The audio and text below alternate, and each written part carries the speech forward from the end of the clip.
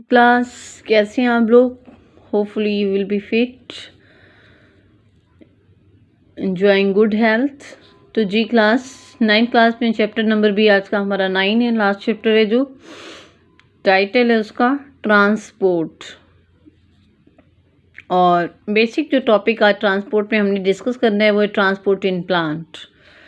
तो जी सबसे पहले हम देख लेते हैं ट्रांसपोर्ट खुद क्या है। What is transport? Actually life is a product of complex metabolic processes, and to run this metabolism, cell need transport of material from environment into cell. Actually, we know that cell is the primary site of metabolism. Cell is the primary site for metabolism. And what is metabolism? This is a series of biochemical reactions that are occurring in living body to maintain normal life. That is the product of anabolism and catabolism. तो बेटे ये जितने भी reaction आपकी body में हो रहे हैं, तो बेसिक जो प्राइमरी साइट है रिएक्शन का वो सेल है। तो सेल वर्क कर रहा है as just an open system, क्योंकि आपकी बॉडी के अंदर जितने भी मटेरियल्स हैं वो आपको रिक्वायर्ड हैं, क्योंकि रिएक्टेंट के तौर पे जो भी मटेरियल है सेल के अंदर अगर रिएक्शन प्रोसेस कर रहा है तो जितने भी रिएक्टेंट हैं वो आपको आउटसाइड इन्वायरमेंट से सेल के अंदर इनपुट करने पड़ेंगे। अगर आप इनपुट करेंगे तो ही जाके आपका रिएक्शन प्रोसेस करेगा। So that's why you need to move the material from outside of your cell to into the cell. तो इट मीन ट्रांसपोर्ट की ज़रूरत पड़ गई आपको। और जैसे ही आपका प्रोसेस केमिकल रिएक्शन आपका ये मेटाबॉलिज्म जैसे ही प्रोसेस हुआ, तो उस प्रोसेसिंग के दौरान जितने भी प्रोडक्ट और बाय प्रोडक्ट प्रोड्यूस होते हैं, क्या वो वहीं तो नहीं पड़े रहेंगे? उसने बॉडी के अंदर मूव भी करना है, ट्रांसपोर्टेशन भी उसकी होनी है। कहीं पे ट्रांसपोर्टेशन फॉर यूटिलाइजेशन होगी, कहीं पे ट्रांसपोर्टेशन फॉर स्टोरेज पर्पस हो सकती है, कहीं पे बाय प्रोडक्ट हो सकते हैं जिन्हें बॉडी से एलिमिनेट किया जा सकता है। So that's why we need a system by which we can easily move material from organism to environment and from environment to organism. तो ट्रांसपोर्ट एक ऐसा सिस्टम है जो रिसाइकलिंग का काम करता है। किसके दरमियान? एनवायरनमेंट के और ऑर्गेनिज्म के। जो भी एनवायरनमेंट से चीज़ें ऑर्गेनिज्म में आती हैं और जो ऑर्गेनिज्म से एनवायरनमेंट में जाती हैं, ये सारी चीज़ों की जो ट्रांसपोर्ट है एक्चुअली ये हेल्प कर रहा है एक ट्रांसपोर्ट सिस्टम जो बहुत ज़्यादा कॉम्प्लिकेटेड होता है माइक्रो अपना मल्टीसेलुलर ऑर्गेनिज्म के अंदर, और बड़ा सिंपल होता है यूनिसेलुलर ऑर्गेनिज्म में, क्योंकि उनका तो सिंगल बॉडी होता है, सिंगल सेल होता है, तो वो एज अ होल आपके एनवायरनमेंट से डायरेक्ट और इनडायरेक्ट कंटेक्ट कर सकते हैं। उनका तो एक हिस्सा जो है डायरेक्टली कनेक्टेड होता है एनवायरनमेंट के साथ, तो इसीलिए उन्हें इतना कॉम्प्लिकेटेड मेथड नहीं चाहिए होता जितना कि भाई आपका ह्यूमन बीइंग को या बाकी ऑर्गेनिज्म को चाहिए होता है।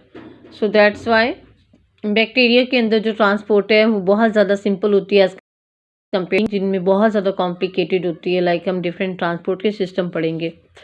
तो डी क्लास जो हमारा आज का करंट टॉपिक है वो transport in plant. Transport in plant में सबसे पहले जो बेसिक चीज़ प्लांट को रिक्वायर्ड है वो वाटर है। वाटर की डिमांड जो है प्लांट की बॉडी में बहुत ज़्यादा ज़रूरी है। लाइक अगर आपका एक बायोकेमिकल रिएक्शन है, फोटोसिंथेसिस, वाटर एक्ट कर रहा होता है as a raw material. So we need a system to provide the water to your plant body. इसके अलावा प्लांट बॉडी में किसी तरह का कोई भी सेटअप नहीं है फॉर द बैलेंस या सपोर्ट। तो सपोर्टिंग के लिए ट्रिगर प्रेशर की ज़रूरत होती है जो कि हम प्रोवाइड करते हैं किसके ज़रिए? वाटर के ज़रिए। और इसके अलावा सेल की जितनी भी इंटरनल सेलुलर एक्टिविटीज़ हैं, लाइक सेलुलर एस्पिरेशन है, लाइक उसकी डाइजेशन वगैरह है, या उसकी बाकी ओपनिंग या क्लोजिंग है स्टोमेटा की, तो इस तरह के काफ़ी सारे जो रिएक्शंस हैं उसकी या ग्रोथ या डेवलपमेंट है, तो वहाँ पे भी वाटर की बहुत डिमांड है प्लांट बॉडी में। इसके अलावा प्लांट बॉडी का जो इंटरनल टेम्परेचर है उसकी जो रेगुलेशन है, हम चाहते हैं कि प्लांट बॉडी का इंटरनल टेम्परेचर जो है 25 डिग्री सेंटीग्रेड से 30 डिग्री सेंटीग्रेड के दरमियान में एडजस्ट रहे। तो इसके लिए भी वाटर प्रोवाइड करना पड़ता है प्लांट बॉडी को। इसके अलावा प्लांट की जो ग्रोथ है या डेवलपमेंट है उसमें भी वाटर की माइट सी स्ट्रेस भी उसको अफेक्ट कर सकती है। तो क्यों क्लास, जब वाटर आपका एक कंटेंट अभी हमने डिस्कस किया है वो प्लांट बॉडी के लिए इतने वाइटल रोल कर रहे हैं, तो हमें क्यों नहीं एक ऐसा सिस्टम चाहिए होगा जहाँ पे हम प्लांट के अंदर ट्रांसपोर्ट पॉसिबल कर सकें। तो जी class, water and minerals are transported from roots to aerial parts by the xylem vessel.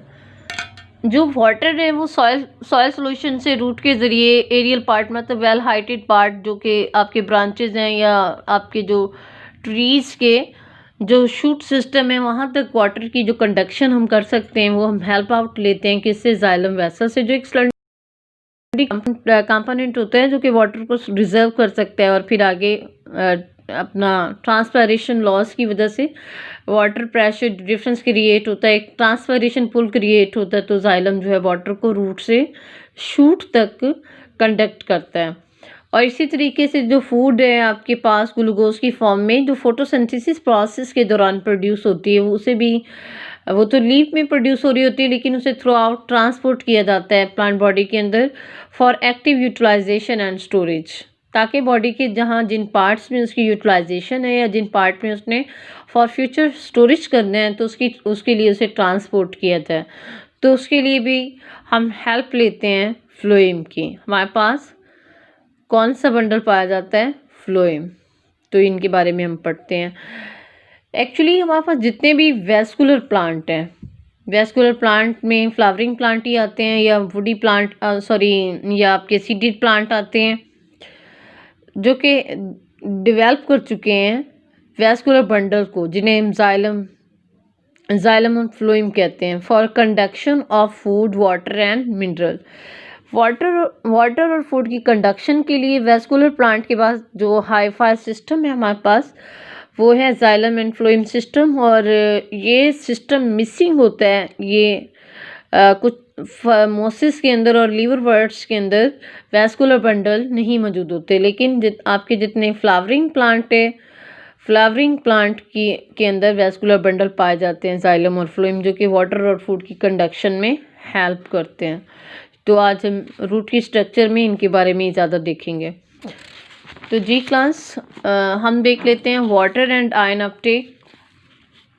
Water and ion Uptake जो हमारा टॉपिक है, बेसिक टॉपिक जो है आज के चैप्टर का वो है वाटर एंड आयन अपटेक। तो वाटर का लिंक होता है रूट्स से। प्लांट बॉडी का तो कोई माउथ नहीं होता ना, वाटर को वो इनटेक करता है बाय रूट, और रूट वाटर को कहाँ से रिसीव करती हैं, सॉइल से, सॉइल सॉल्यूशन से।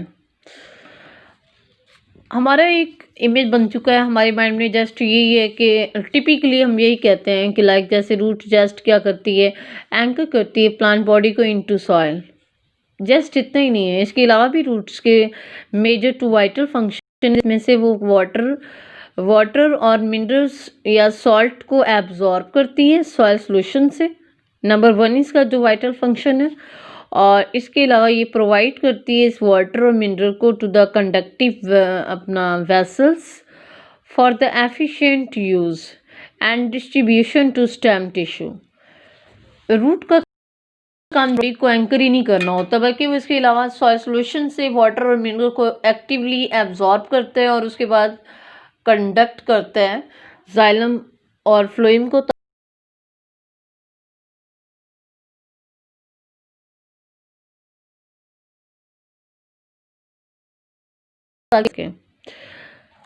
तो जी हम देखते हैं रूट की स्ट्रक्चर, रूट के फंक्शन तो हमने देख लिए, अब हम देखते हैं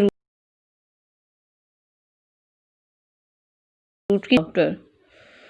अगर आपके इनर कोर से मूव करते हैं आउटर कोर की तरफ, तो सबसे पहला जो कंपोनेंट हमें सेंट्रल में नज़र आता है कंडक्टिव टिश्यू होता है। वो कंडक्टिव टिश्यू में मेजर नाम किस चीज़ के हैं, xylem and phloem. Xylem and phloem, xylem जो है वो वाटर के लिए और फ्लोएम जो है वो फूड के लिए।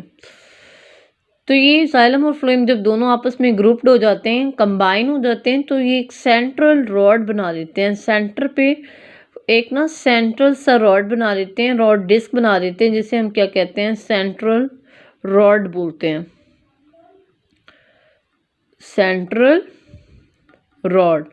तो रूट की जो सेंटर पे जो सेंटर रॉड पाया जाता है, एक्चुअली वो कंडक्टिव टिश्यू होता है जिसमें जाइलम और फ्लोएम आते हैं। उसके बाद नंबर 2 पे हमें नज़र आता है पेरिसाइकल। कंडक्टिव टिश्यू के बाद जो लेयर नज़र आती है वो पेरिसाइकल। पेरिसाइकल एक्चुअली कहाँ लोकेटेड होती है, outside conductive tissue, a narrow layer, एक तंग सी ना थिन वॉल्ड, बड़ी बारीक जो है उसकी सेल वॉल वाले सेल्स उसमें मौजूद होते हैं, जैसे हम पेरिसाइकल कहते हैं। कंडक्टिव टिश्यू की आउटसाइड बाउंड्री पे एक तंग सी, एक नैरो थिन वॉल स्ट्रक्चर पाई जाती है, जिसे आप पेरिसाइकल कहते हैं, जो कि इनकी समर्जिंग से अवॉइड करती है कि जाइलम और फ्लोएम आपस में समर्ज नहीं हो जाए। उसके बाद नंबर 3 पे जो रूट की स्ट्रक्चर में हमारे पास थर्ड जो कंटेंट आता है वो एंडोडर्मस आता है।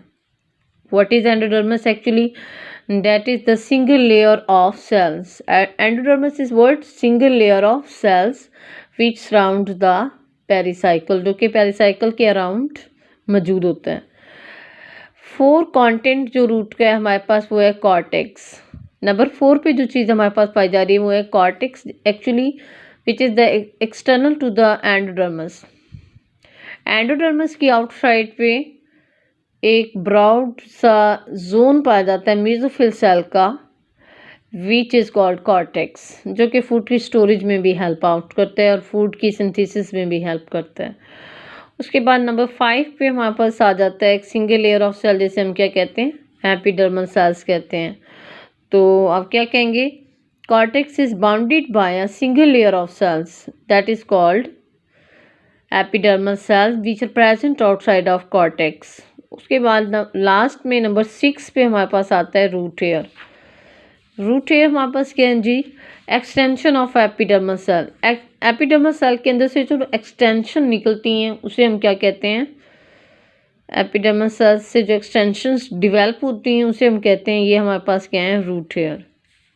अगर मैं सिंपल सी डायग्राम रूट की बनाना चाहूँ तो ये देखें, हम बना लेते हैं थोड़ा सा। सबसे पहले ये जो सेंटर में हमें नज़र आ रहा है ये हमारे पास है जाइलम, और ये साइड पे हमारे पास क्या है, फ्लोएम है, और उसकी आउटसाइड पे आपको एक नैरो सी लेयर नज़र आ रही है, ये वाली, इसे आप पेरिसाइकल कहेंगे।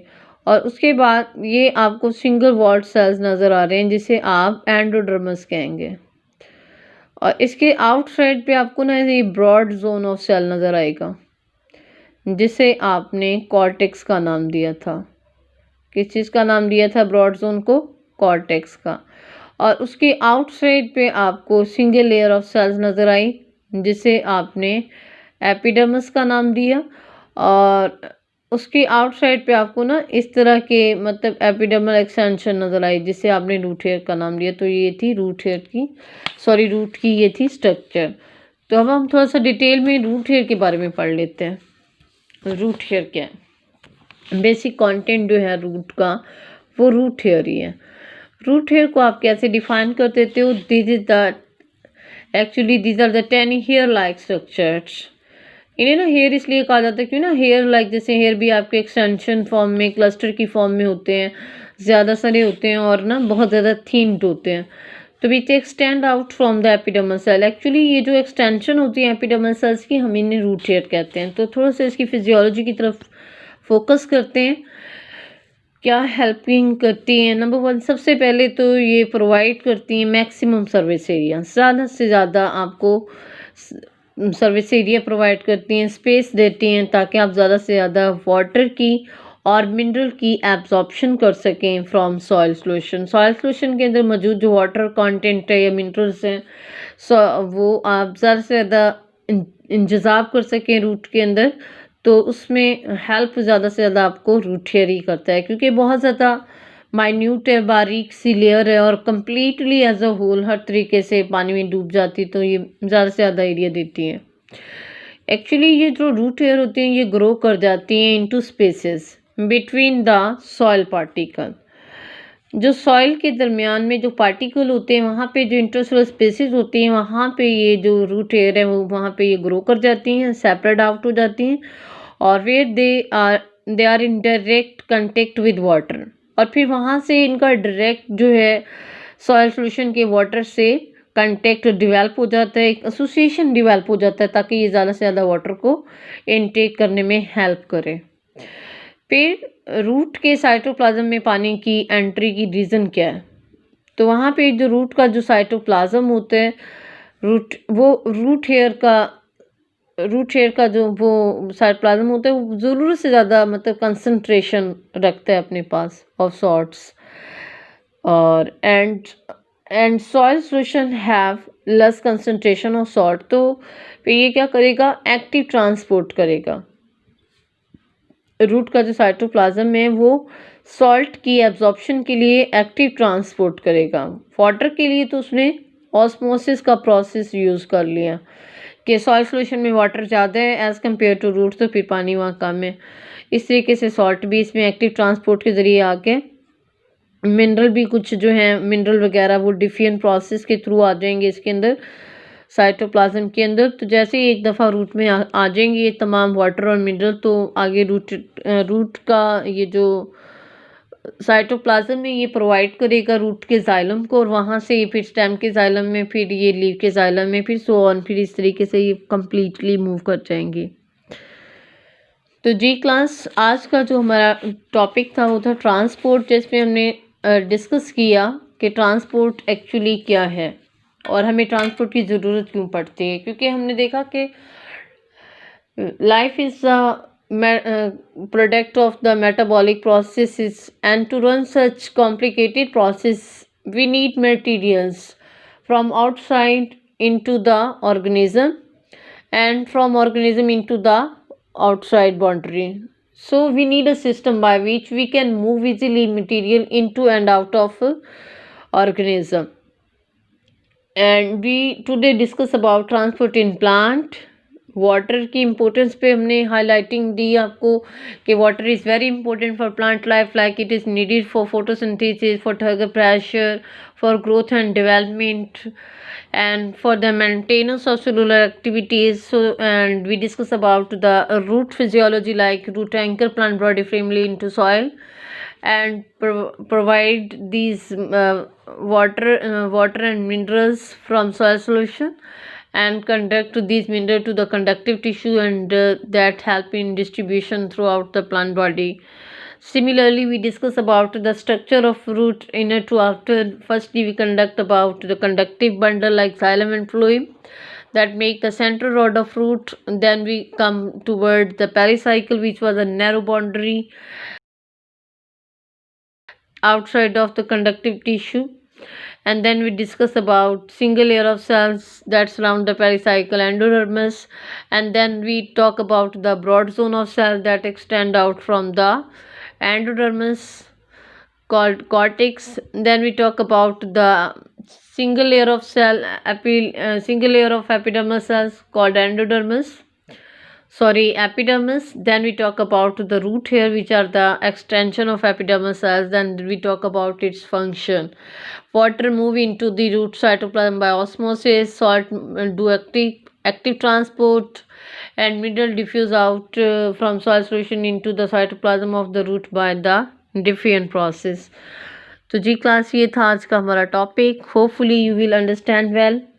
If you have some query or problem, please kindly suggest on Google Classroom.